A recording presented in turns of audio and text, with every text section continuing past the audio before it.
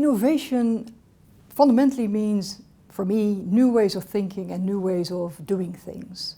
And that they don't need to be huge differences as opposed to what we do today, but they do need to be either step changes or smaller changes, evolutionary changes, that allow us to do our business in new and more efficient or more proactive ways. For a country like Australia to become a leading innovator, a lot of things need to come together. The government needs to play its part in terms of facilitating, bringing the different components of innovation together.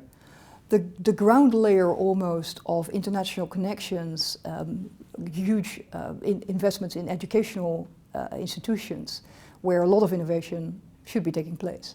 And business links, so that the innovation is at the end of the day practical as well.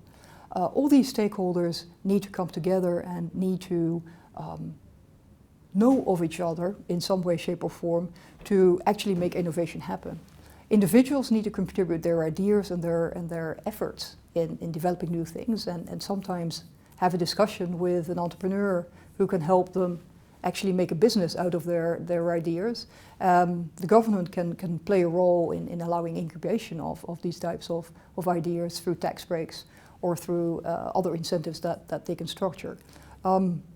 So for a country, I think it's incredibly important to have the base layers in place that almost are a fertilizer for innovation.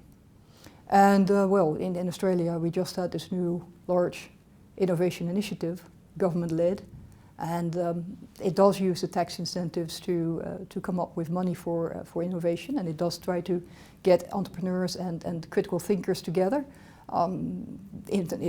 Education in Australia is well apportioned and has a good name.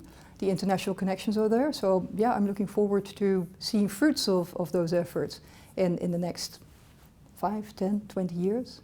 The thing with innovation is always that you think it's farther off than it really is, and it usually happens faster than you think at the end of the day.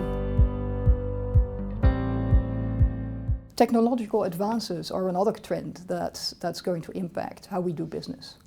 Not so much what we do, but how we do will change dramatically, and how we structure our organization, how we reach out to our customers.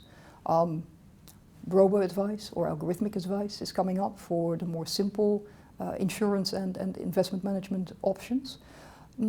That's something we'll take advantage of, and that has deep impact in how we do our business. Robotics as such will have a huge impact on the processes that we run and on the people that will work at AMP and other organizations in the future. And that's actually a pretty scary thing, because in the short term that will lead to quite a disruption as people's work will be taken over by robotics, algorithms, effectively.